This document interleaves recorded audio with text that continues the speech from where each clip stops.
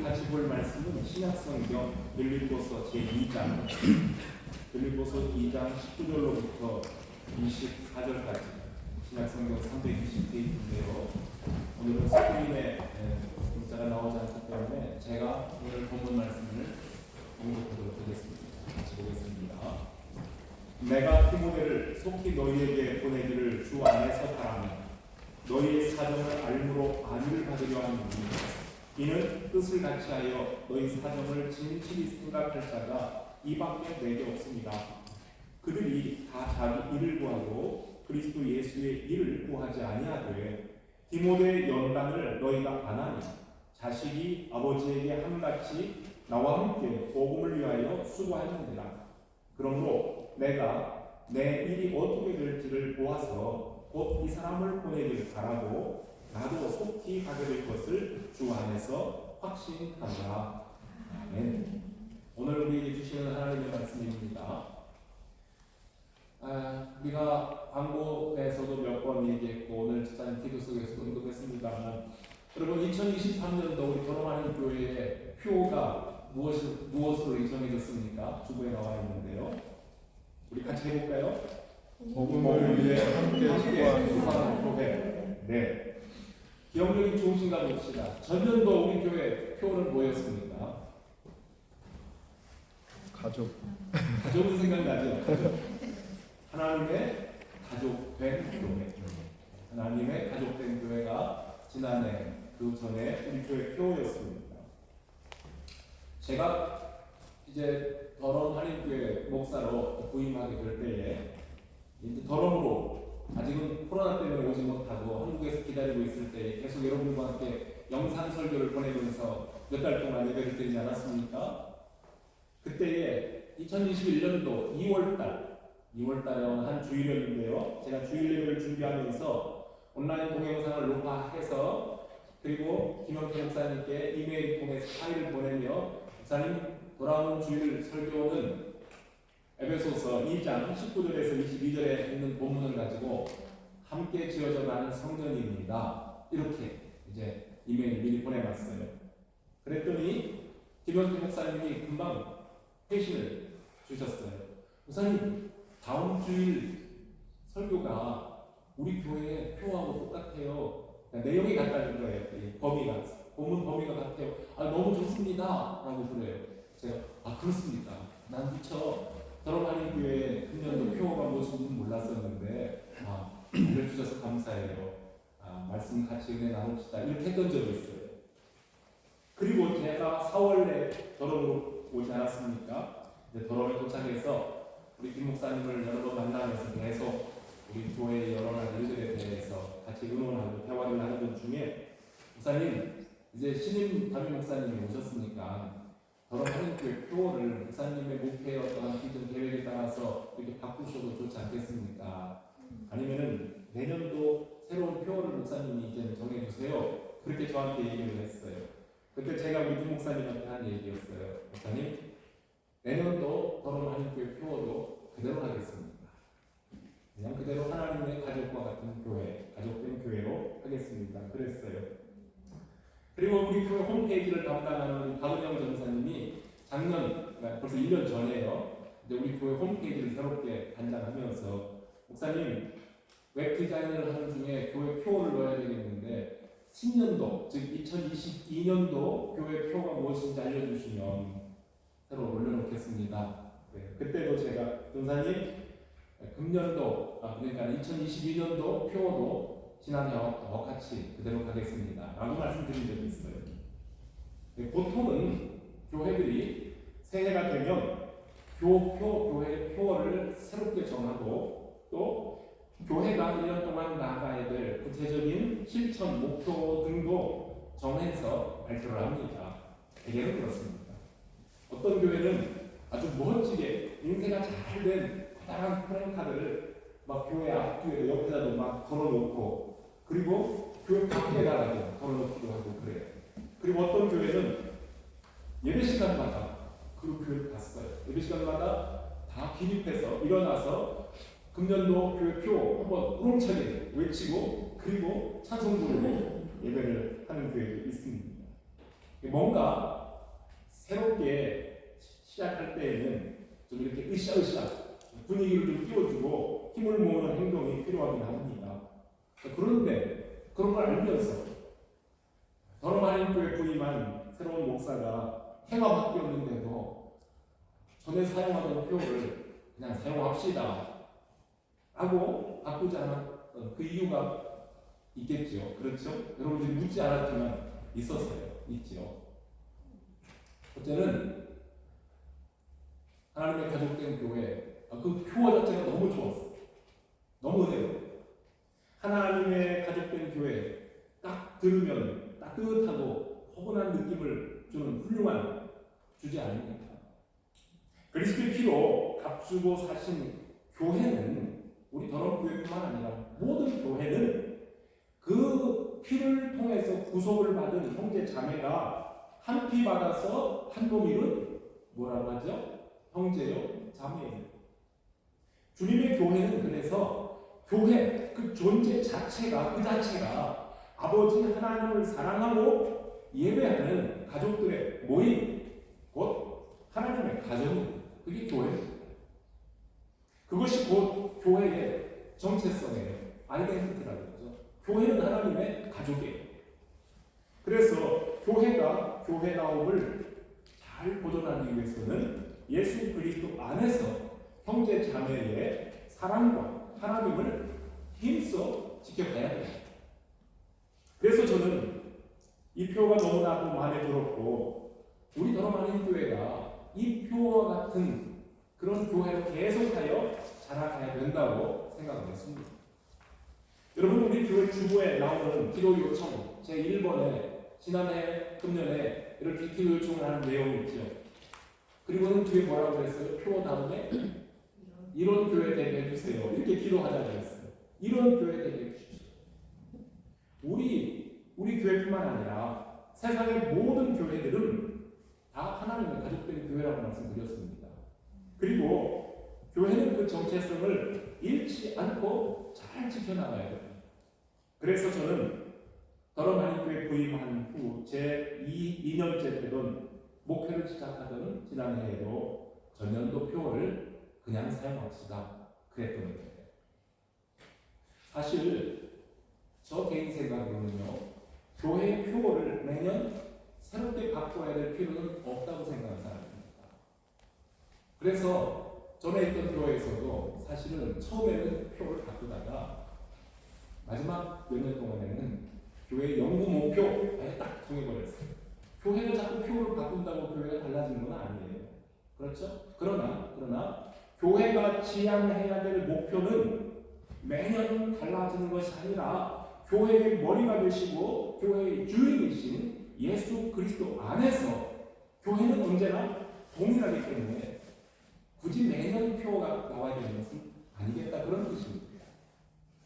그러나 어떤 해에는 선교에 집중을 해야 되고 어떤 해에는 성도의 교제에 좀 더 초점을 두고 또 어떤 해에는 주일학교 교육이나 성도들의 영적 성장을 위한 양육 프로그램에 좀 더 투자하고 집중을 해야 될 필요도 있습니다. 그리고 또 어떤 때에는 교회 밖에 이웃들에게 사랑을 나누는 그러한 봉사 섬김에 초점을 맞춰야 될 그런 것도 있습니다. 자, 그렇게 매년 목표를 새롭게 정하고 바꿔야 하느냐? 그럴 수도 있고 꼭 그럴 필요가 없는 겁니다. 왜냐하면 앞에서 언급했던 모든 일들이 다 이 땅에 교회가 존재하는 한 언제나 변함없이 힘써 나아가야 될 일들이기 때문에 그렇습니다. 앞에 말한 모든 것들이 다 교회의 존재 목적이고요. 존재 이유입니다. 그리고 사명입니다.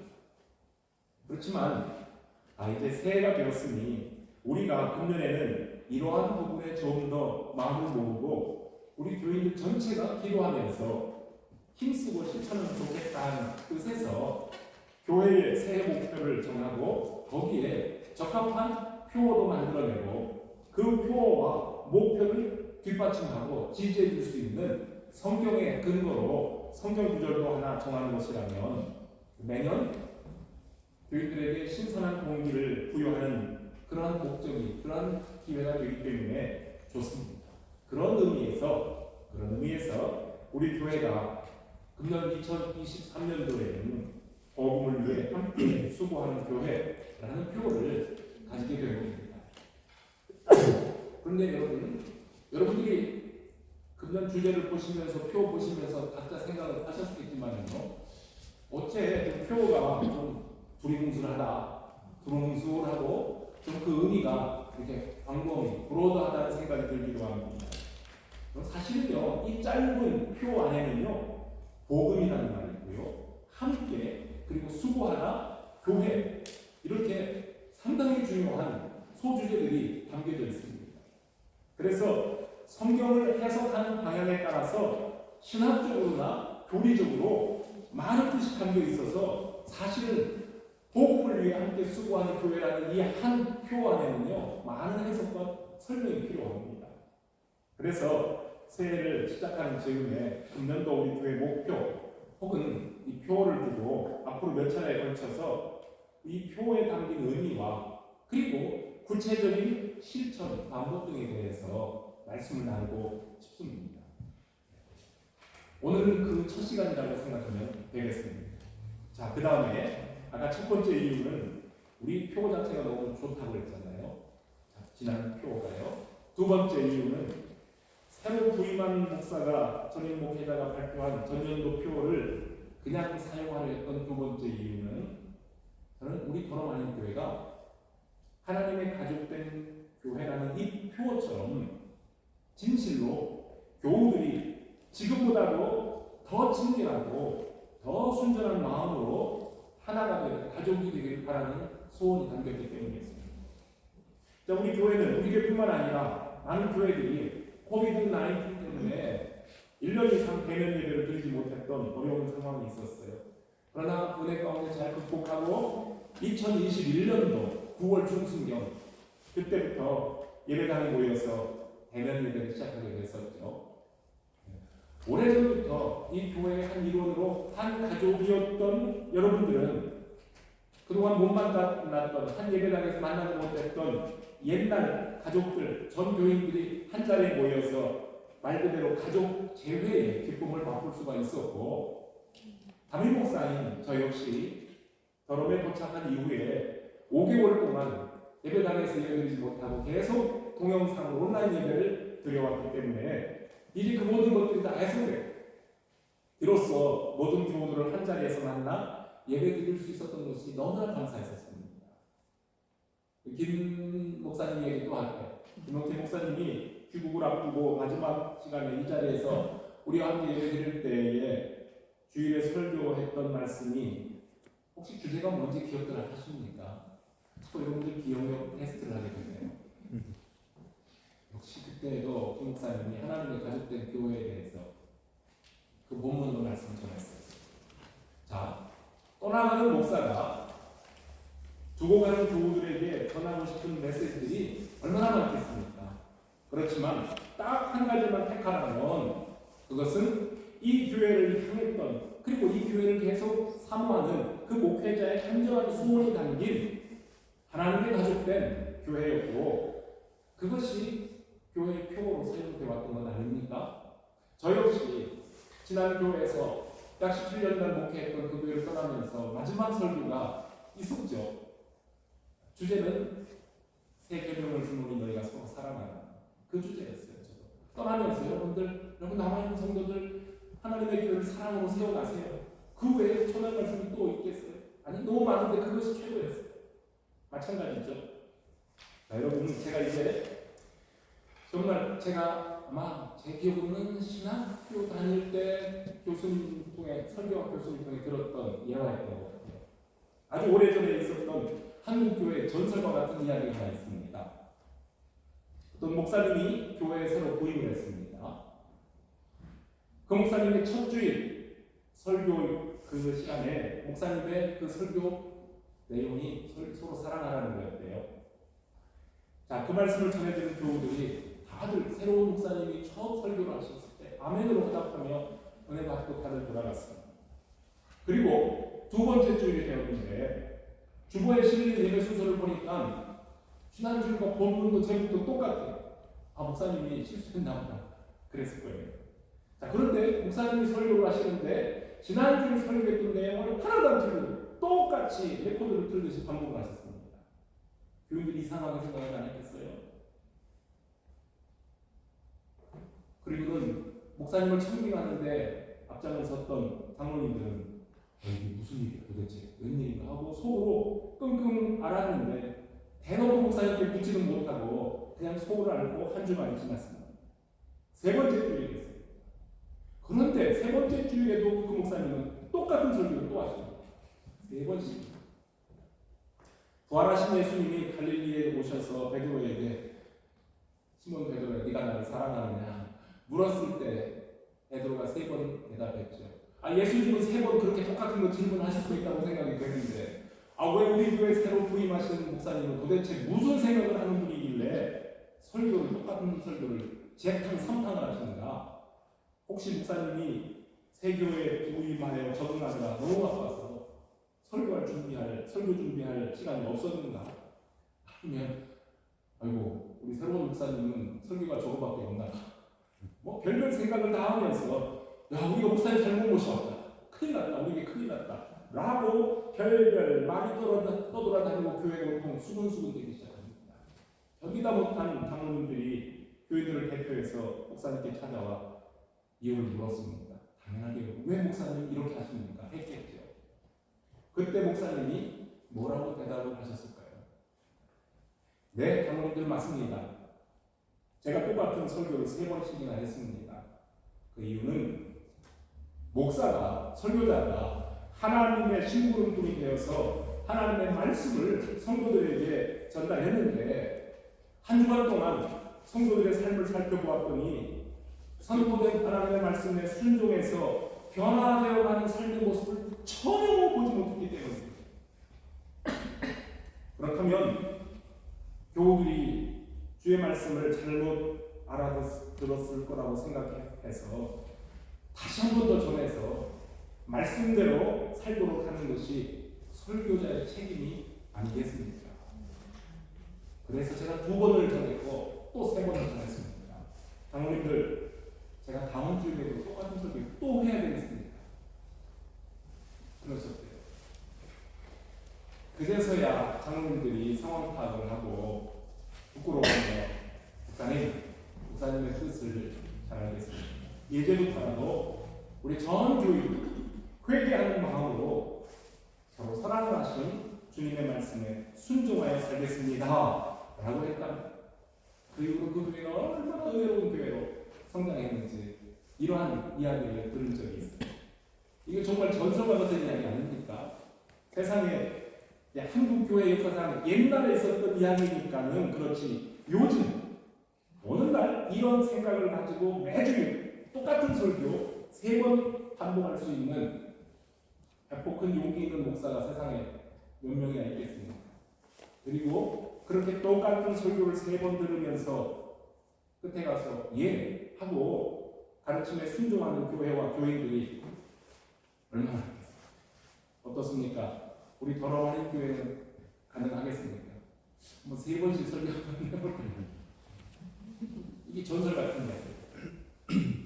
여러분, 이만 떠나가는 목사님이 교회에 표를 두고 염두에 두고 마지막으로 말씀을 전할 때에는 그 목표처럼 우리 더러워하는 교회가 하나님의 가족된 교회라는 정체성을 확실하게 하며 세상을 향해 복음을 효과적으로 전하는 사명을 다하자는 소망을 담았던 것 아닙니까?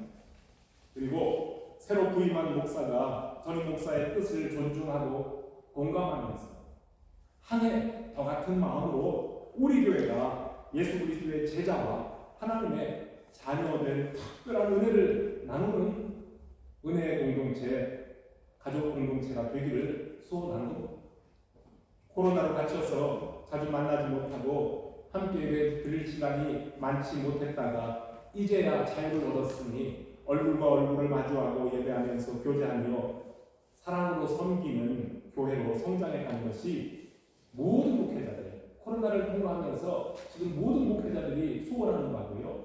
그리고 사실은 모든 교회 성도들의 소원이기도 하며 이것은 우리 하나님의 소원이시기도 합니다. 어떻습니까? 우리 여러 하나님께 성도들은 우리 교회가 지난 세월 동안 전에 우리가 가지고 있었던 그 표어에 합당한 모습으로 교회다움을 잘 유지해 왔다고 자부하십니까? 아니면 우리가 여전히 부족합니다 하는 솔직한 고백 아래서 십자가에서 나와 우리를 위해서 보배로 피를 흘려주신 그 피로 우리를 주 안에서 한 가족이 되게 하신 그 사랑에 감사하면서 우리가 계속하여 우리의 교회가 교회됨을 위해 힘써야 되겠다고 생각을 하십니다. 오늘 우리가 예배 시간에 이런 교회 되게 하소서 또 우리를 사용하소서 하는 찬양을 드리며 우리의 헌신을 다짐하지 않았습니까? 그리고 청지견신제를 드리면서 영광을 받으신 주, 만유의 주여 우리가 명령을 따르리라 이렇게 헌신 말씀 드렸지 않았습니까? 설교 준비하면서 찬양팀 우리 사무경제가 이번 주 찬양을 올렸을 때 아이고 마음이 통했네 그랬어요. 이런 교회 되게 하소서. 그렇죠? 가사를 한 번 더 읽어드릴게요. 여러분, 진정한 예배가 숨쉬는 교회, 주님이 주인 되시는 교회, 믿음의 기도가 쌓이는 교회, 최고의 찬양을 드리는 교회, 말씀이 살아 움직이는 교회, 성도의 사랑이 넘치는 교회, 섬김과 헌신이 기쁨이 되어 열매 맺는 아름다운 교회, 주님의 마음이 닮아서 이웃을 사랑하는 교회, 주님의 영광을 위해서 빛 되신 주 섬기는 교회, 전하는 교회, 사랑의 불꽃이 활짝 피어나 날마다 사랑에 빠지는 교회, 주께서 사랑하는 우리 교회가 이런 교회 되게 하소서. 아멘이지 않습니까? 우리 교회만 이 찬송 부르는 게 아니라 많은 교회들이 이 찬송을 불러요. 언젠가 말씀드렸나요? 저는 이 찬송을 너무 사랑하면서 때로는 굉장히 부담스러워요. 이 찬송이. 왜 이렇게 안 되면 어떡하지? 네. 그러한 조바심이에요. 또 우리를 사용하셔서 가사도 음미해 봅시다. 우리에게 소원이 하나입니다. 주님 다시 오실 그날까지 우리 가슴에 새겨진 주의 십자가 사랑, 나의 교회를 사랑케 하는 주의 교회를 향한 우리 마음, 희생과 포기와 가난과 고난, 하물며 죽음조차 우리를 막을 수 없네. 우리 교회는 이 땅의 희망, 교회를 교회답게, 교회되게, 예배를 예배되게 우리를 사용하소서. 진정한 부흥의 날 오늘 임하도록 우리를 사용하소서. 성령 안에 예배하리라 자유의 마음으로 사랑으로 사역하리라. 교회는 생명입니다. 이런 가사예요. 얼마나 은혜로운 가사들입니다. 교회가 이렇다는 거예요. 이게 교회의 정체성이고 교회의 사명입니다.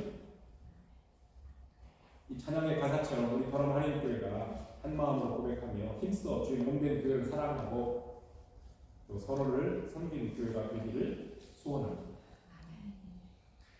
자, 이제 복음을 위해 함께 수고하는 교회라는 이 표현은 오늘 우리가 같이 읽었던 성경 빌립보서 2장 22절에 나오는 말씀에서 얻은 겁니다. 사도 바울이 쓴 편지들 중에는요, 함께라는 표현이 아주 자주 반복되어 나옵니다.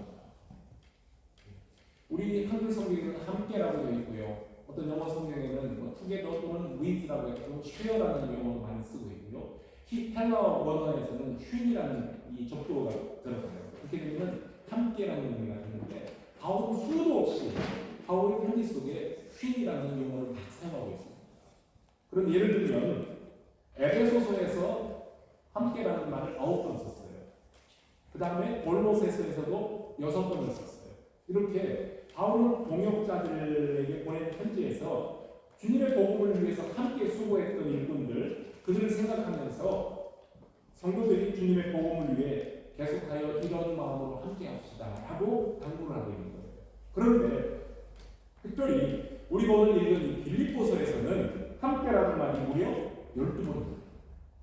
12번 반복되어 나오는데요. 이렇게 함께라는 말 외에도 그런 의미가 담겨있는 구절, 특히 빌립보서 2장 2절을 보면요, 마음을 같이 하여 같은 사랑을 가지고 뜻을 합하여 한 마음을 품어 이렇게 함께 일하며 함께 섬기는 일꾼들, 즉 복음 전도자 바울과 함께 수고했던 동역자들의 이름과 그들의 수고에 대해서 감사하면서 이 편지를 빌립보에게 보내고 있습니다.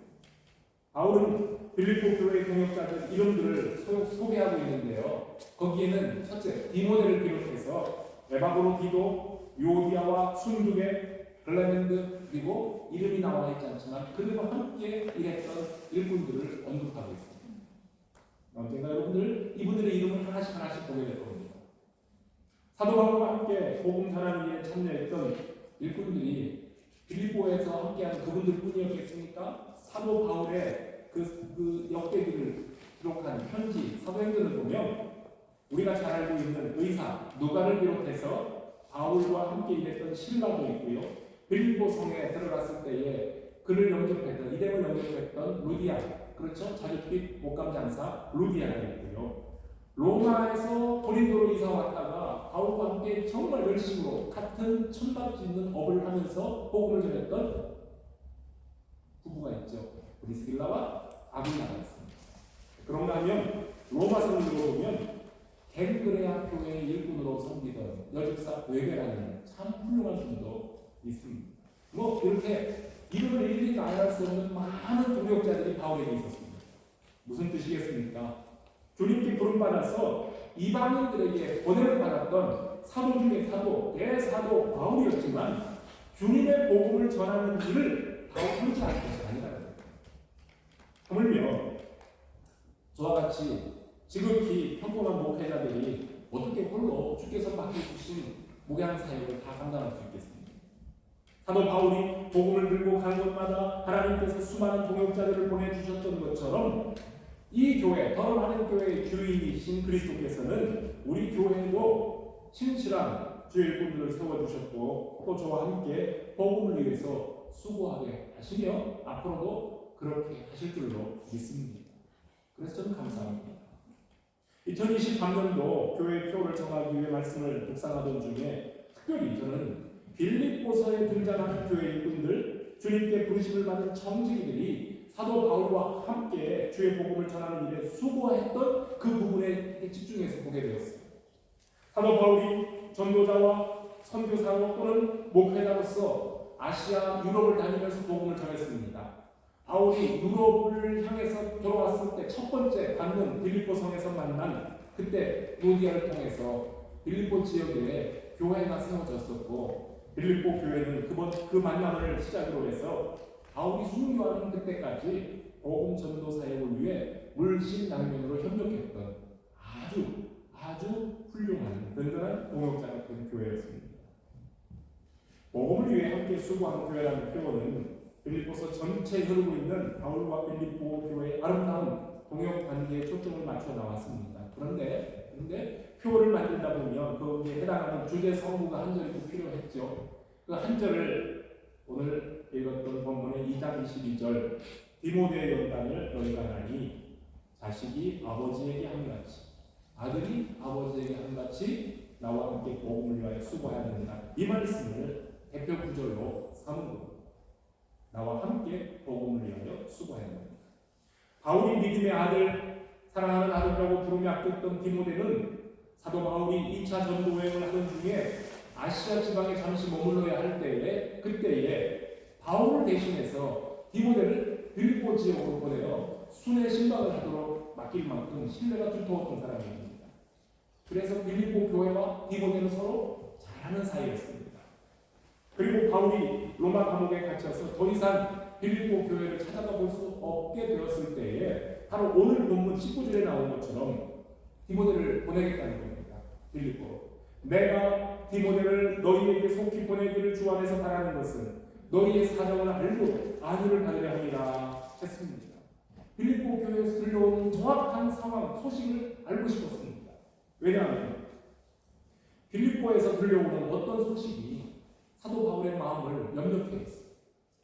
그 염려가 무엇인지는 빌립보서 안에 다 담겨져 있는데요.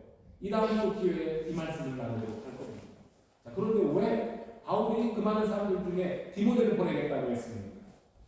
바울이 옥에 갇힌 현재 상황 속에서 사도 바울과 같은 마음을 가지고 빌립보 교회의 사정을 진심으로 염려해 줄 사람이 지금 이 상태에는 디모데밖에 없었기 때문입니다. 아쉽게도 다른 사람들은 다들 자기들 일에만 관심을 두고 예수 그리스도의 일, 즉 사실이 없었습니다. 하지만 빌립보의 성도들이 디모데에 대해서 잘 알고 있는 것처럼 디모데는 아들이 아버지에게 하는 것처럼 부자관계예요. 나와 함께 복음을 위해 수고했던 사람이라고 인정하고 빌립보로 보낼 수 있는 사람이었습니다.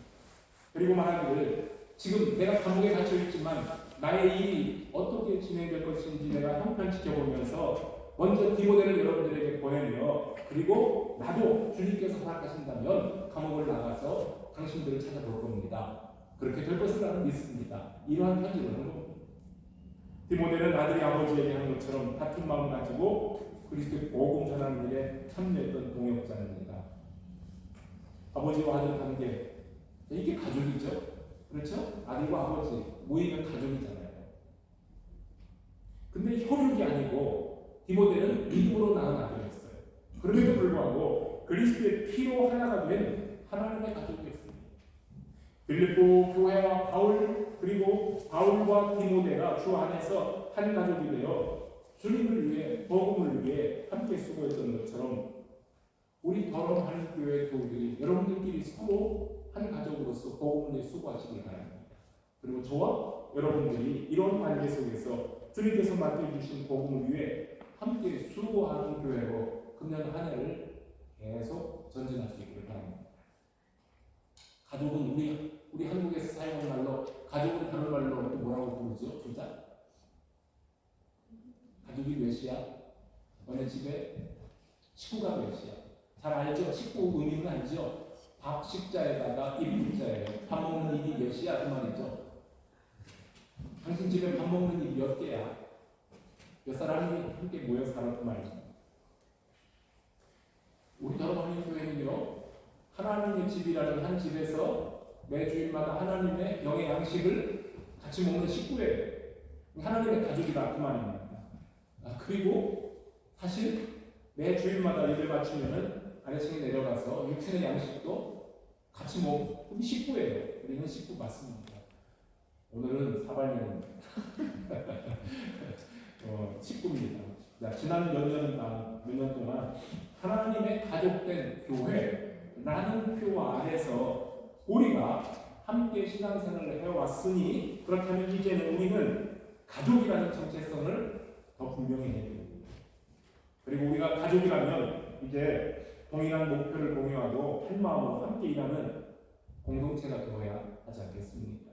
그것이 곧 다름 아닌 주의 복음을 위하는 일입니다. 하나님은 바로 그것을 위해 우리를 세상으로부터 불러내어 교회를 이루게 하셨습니다.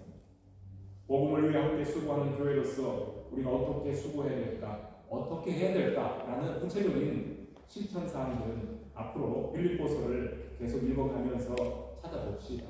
그리고 말씀을 듣고 말씀에서 배운 대로 이 말씀을 그대로 실천하는 한 해가 되기를 바랍니다. 그래서 오늘 청지 연신 예배를 드리는 모든 일꾼들, 우리 교회 가족들 모두에게 하나님의 위로와 은혜가 풍성하기를 축복합니다. 같이 기도하겠습니다. 하나님 아버지 감사합니다. 새해를 맞이하며 우리 더러운 교회가 복음을 위해 함께 수고하는 교회라는 표를 걸고 같이 하늘 앞에서 주님의 나라를 위해서 복음을 위해 헌신하려고 합니다. 하나님의 가족과 같은 우리 교회입니다. 이제 우리가 가족이면 한 마음으로 한 목표를 향해 나아가는 것 또한 우리의 책임이기도 합니다. 금년 1년 내내 저와 우리 모든 성도들이 우리의 성도들끼리 서로 그리스도 안에서 한 마음 되어서 하나님이 맡겨주신 복음 전하는 사명을 힘차게 감당할 수 있도록 하나님 힘도 주시고 지혜도 주시고 건강도 주시고 물질도 허락하시고 또한 같이 할 수 있는 뜨거운 사랑도 베풀어 주시옵소서. 주님 은혜 감사드리며 예수 그리스도의 이름으로 기도합니다.